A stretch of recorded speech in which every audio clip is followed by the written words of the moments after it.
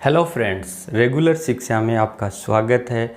हम पढ़ रहे थे क्लास 10th की एक्सरसाइज 2 जिसका नाम है रियल नंबर, और उसमें हमने अब तक पढ़ लिया यूक्लिड विभाजन प्रमेय क्या होती है, कैसे हम उसको निकालते हैं। उसके बाद हमने पढ़ा उससे रिलेटेड 2 एग्जाम्पल, और आज हम पढ़ेंगे एग्जाम्पल नंबर 3।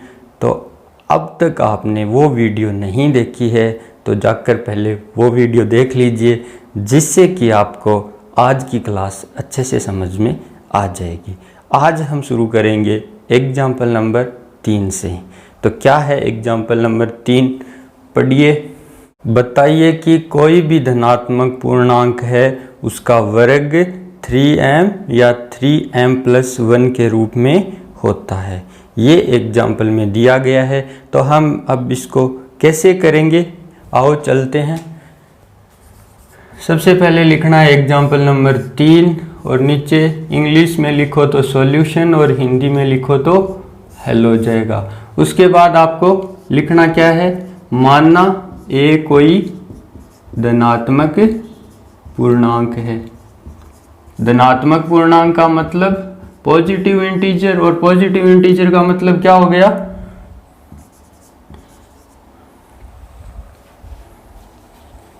पॉजिटिव इंटीजर का मतलब हो गया कि वो संख्या है जो 0 से बड़ी हो। 0 नहीं, +1 +2 +3 वो सारी क्या हो गई, पॉजिटिव इंटीजर। तो माना ए कोई धनात्मक पूर्णांक है, तो हम जानते हैं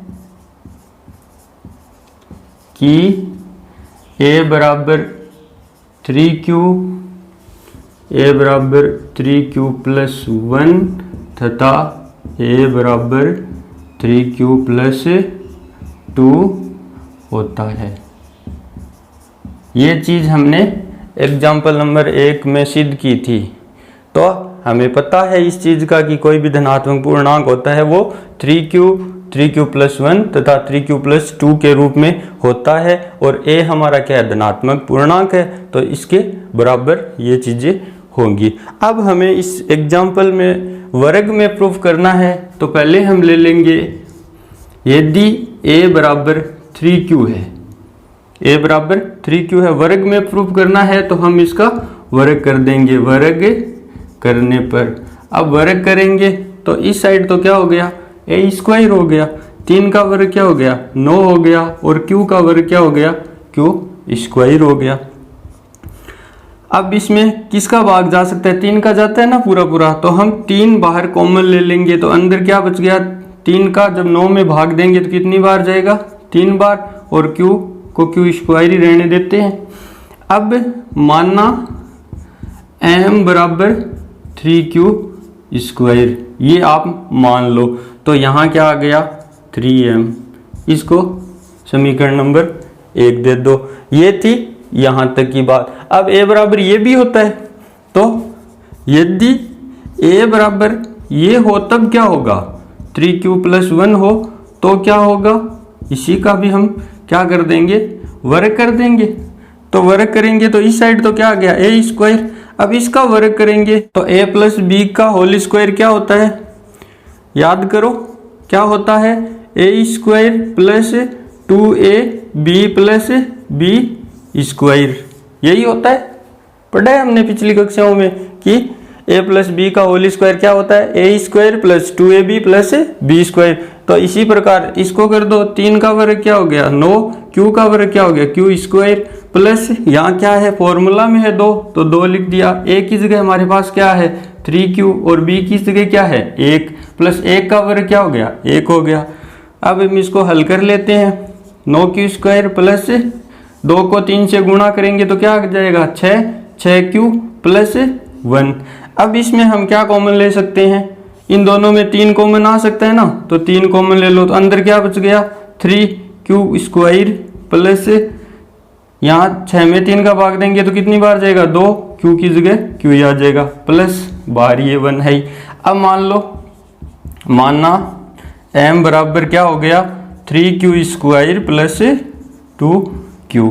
तो यहाँ क्या आ गया, 3, इस पूरे की जगह हमने क्या रख दिया, m रख दिया, +1। ये आ गई समीकरण नंबर 2। अब तीसरा हमारे पास क्या है, ए बराबर क्या है 3q प्लस 2, इसका ही वर्ग कर दो।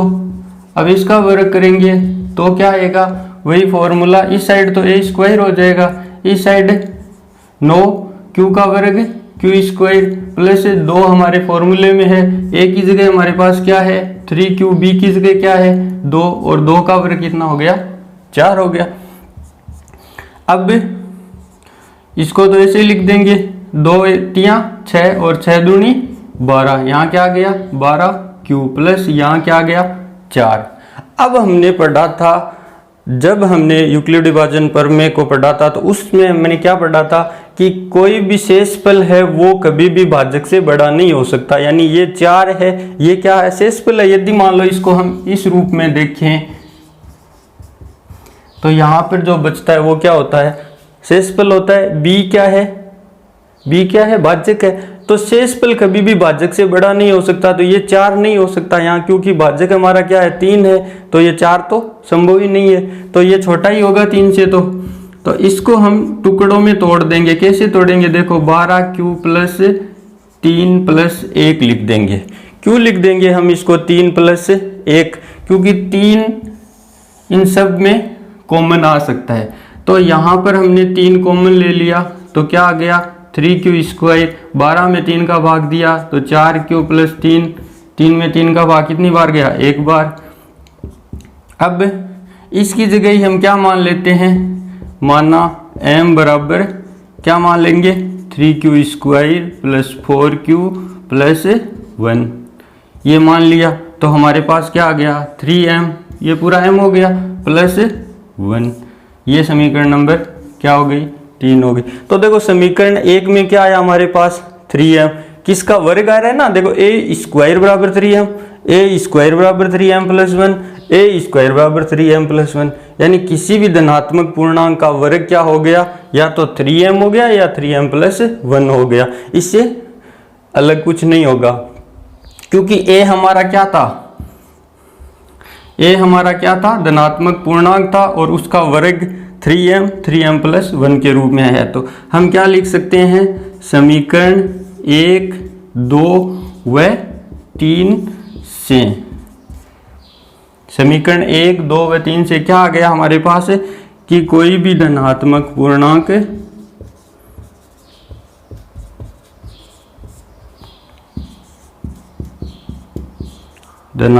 पूर्णांक हो उसका वर्ग 3m तथा 3m प्लस 1 के रूप में होगा। आ गया समझ में? देखो एक बार और देख लो, हमने क्या माना कि a क्या है कोई धनात्मक पूर्णांक है, तो धनात्मक पूर्णांक किस किस रूप में हो सकता है, धनात्मक पूर्णांक 3q हो सकता है, 3q प्लस 1 हो सकता है, 3q प्लस 2 हो सकता है। अब मैं ये क्यों नहीं बोला 3q प्लस 3 हो सकता है, क्योंकि 3 होते ही क्या हो जाएगा इसके बराबर हो जाएगा भाज्य के, और बराबर कभी होता नहीं है, शेषफल हमेशा छोटा रहेगा, तो यहाँ 3 है तो यहाँ 2 तक ही होगा, तो इस रूप में हो सकता है। a हमारा क्या धनात्मक पूर्णांक है तो इसको हमने इसके बराबर रख दिया, फिर हमको तो प्रूफ तो वर्ग में करना है ना, तो वर्ग में करना है इसलिए हमने यहाँ पर a बराबर 3q और इसका वर्ग कर दिया, वर्ग किया तो यहाँ तो a स्क्वायर आ गया, 3 का 9 हो गया और q का q स्क्वायर हो गया, फिर हमने यहाँ पर 3 कॉमन ले लिया तो 3q स्क्वायर बराबर हमने m रख दिया तो 3m आ गया। इसी प्रकार हमने इसमें कर लिया, यहाँ भी हमने a रखा तो 3m प्लस 1 आया। यहाँ हमारे पास 4 आया, लेकिन 4 कभी संभव नहीं है, वही चीज़ हमने अभी आपको बताई है, तो 4 संभव नहीं है, इसलिए हम इसको 3 प्लस 1 में तोड़ देंगे, फिर 3 कॉमन ले लेंगे, इसके बराबर m रखेंगे तो वापस 3m प्लस 1 आ गया, यानी ये 3m या 3m प्लस 1 दो ही रूप में होगा। ये है एग्जाम्पल नंबर 3, आप चाहो तो स्क्रीनशॉट ले सकते हो। इसके बाद हम पढ़ेंगे यूक्लिड विभाजन एल्गोरिथम। क्या होता है यूक्लिड विभाजन एल्गोरिथम? यूक्लिड विभाजन एल्गोरिथम या हिंदी में इसको कहेंगे यूक्लिड विभाजन विधि, और इंग्लिश में यूक्लिड डिवीजन एल्गोरिथम। सबसे पहले तो हम ये समझ लेते हैं कि एल्गोरिथम का क्या मतलब होता है। कोई हमसे पूछे कि एल्गोरिथम की डेफिनेशन बताओ तो हम क्या बताएंगे उनको कि किसी भी समस्या को हल करने के लिए की गई स्टेप बाय स्टेप प्रोसेस को क्या कहते हैं, हम एल्गोरिथम कहते हैं। अब यूक्लिड डिवीजन एल्गोरिथम का उपयोग क्या होता है, क्या होती है यूक्लिड डिवीजन एल्गोरिथम? तो इसका उपयोग है वो दो धनात्मक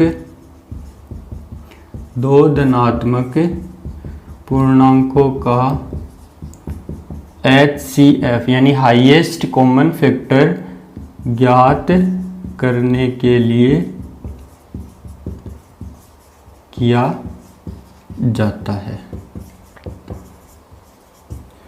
इसका उपयोग है वो दो धनात्मक पूर्णांकों का HCF ज्ञात करने के लिए किया जाता है। HCF का मतलब वो हो गया, मान लो हमारे पास A और B दो संख्याएं हैं, इनका HCF ज्ञात करना है। तो HCF वह बड़ी से बड़ी संख्या होगी जिसके फाड़े में A और B दोनों आएंगे, ये होता है HCF। HCF ज्ञात करने के लिए कैसे हम इसका उपयोग करते हैं वो देखते हैं। माना दो धनात्मक पूर्णांक A एवं B जहां A is greater than B है। ये हमने मान लिया कि दो धनात्मक पूर्णांक A और B है जहां A is greater than B है। देखो इसको हमने क्यों लिखा A is greater than B, क्योंकि हम बड़ी संख्या में छोटी संख्या का भाग देंगे। यदि हम छोटी संख्या में बड़ी संख्या का भाग दे देंगे तो भागफल क्या आ जाएगा, 0 आ जाएगा। 0 आ जाएगा तो फिर हम आगे की प्रोसेस ही नहीं कर पाएंगे, तो हम HCF कैसे ज्ञात करेंगे? तो हमेशा हम बड़ी संख्या में छोटी संख्या का भाग देंगे। तो दो धनात्मक पूर्णांक A और B है, तो हम इसमें स्टेप बाय स्टेप समझते। पहली स्टेप में हम क्या करेंगे, A तथा B के लिए यूक्लिड विभाजन प्रमेय का प्रयोग करने पर हम A तथा B के लिए यूक्लिड विभाजन प्रमेय का प्रयोग करेंगे। तो जब हम A B के लिए यूक्लिड विभाजन प्रमेय का प्रयोग करेंगे तो क्या आएगा हमारे पास, A बराबर बी क्यू प्लस R, और R हमेशा क्या होगा, 0 से तो बड़ा होगा और B से छोटा होगा। ये चीज़ हमने पढ़ ली। यूक्लिड विभाजन प्रमेय को जब हमने पढ़ा था तो ये चीज़ हम पढ़ चुके हैं। इसीलिए मैं बोलता हूँ कि पहले आप पार्ट फर्स्ट देखिए, उसके बाद सेकंड देखोगे तो समझ में आएगा। अब यदि आपको यूक्लिड विभाजन प्रमेय नहीं आती है तो ये समझ में नहीं आएगा, इसीलिए बोलता हूँ मैं। तो ये कैसे आया, क्यों कैसे आया? जब हमने A में B का भाग दिया तो भागफल क्या आया, Q आया, और शेषफल क्या आया, R आया। तो यहाँ से ये Q और R आया। अब देखो सेकंड स्टेप में हमें क्या समझना है कि यदि R बराबर 0 आ जाता है, R बराबर क्या आ जाता है, 0 आ जाता है, तो A एवं B का HCF क्या हो जाएगा, A और B का HCF क्या होगा, B होगा। कि जहां पर R 0 आएगा वहां का भाजक है वो हमेशा उन दोनों संख्याओं का HCF होगा।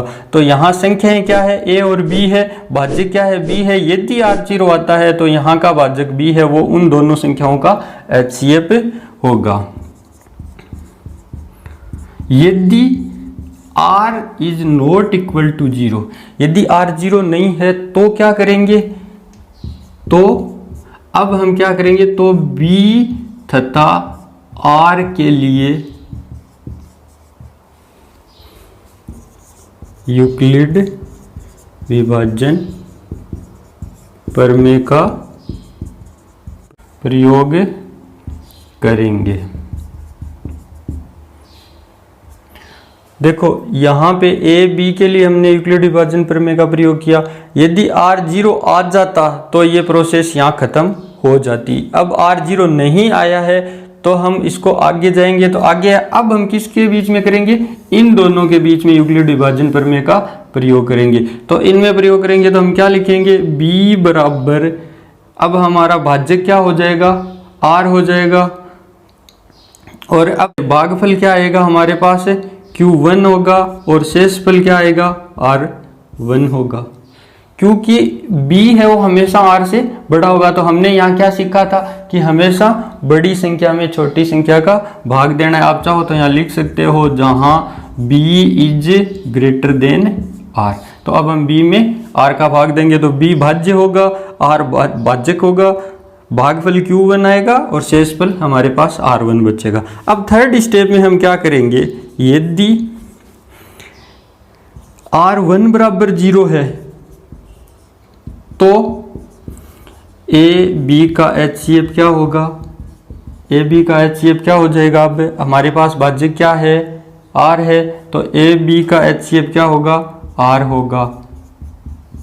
यदि मान लो R1 is not equal to 0 है, R1 का मान भी 0 नहीं आया, तो हम क्या करेंगे, तो अब हम किसके लिए करेंगे, R तथा R1 के लिए। तो R तथा R1 के लिए यूक्लिड विभाजन प्रमेय का प्रयोग करेंगे। और ये चीज हम कब तक करते रहेंगे,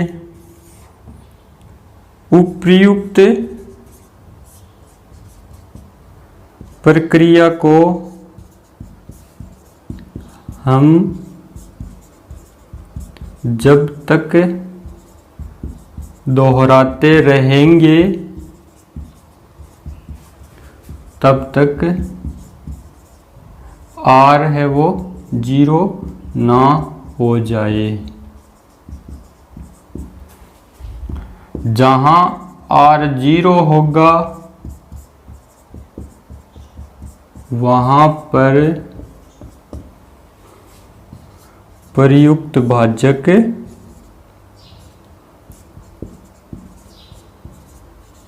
हमारा HCF हो जाएगा। ये है यूक्लिड विभाजन एल्गोरिथम। यदि यहाँ R0 आ गया तो ये हो जाएगा HCF, यदि R1 0 आ गया तो ये हो जाएगा HCF, यदि R2 0 आ जाएगा तो R1 HCF हो जाएगा। यानी इस प्रोसेस को हम तब तक रिपीट करते रहेंगे जब तक हमारा शेषफल 0 ना हो जाए, और जिस स्थिति में वो 0 होगा वहां पर जो प्रयुक्त भाजक होगा वही हमारा क्या हो जाएगा, HCF होगा।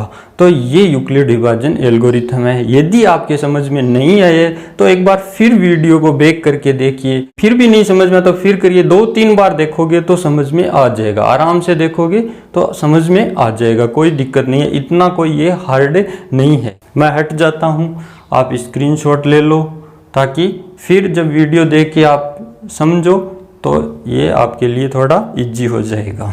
तो हमने आज की क्लास में क्या क्या पढ़ा, एग्जाम्पल नंबर 3 जिसमें क्या था कि कोई भी धनात्मक पूर्णांक होता है उसका वर्ग 3m या 3m+1 के रूप में होता है, ये हमने देखा।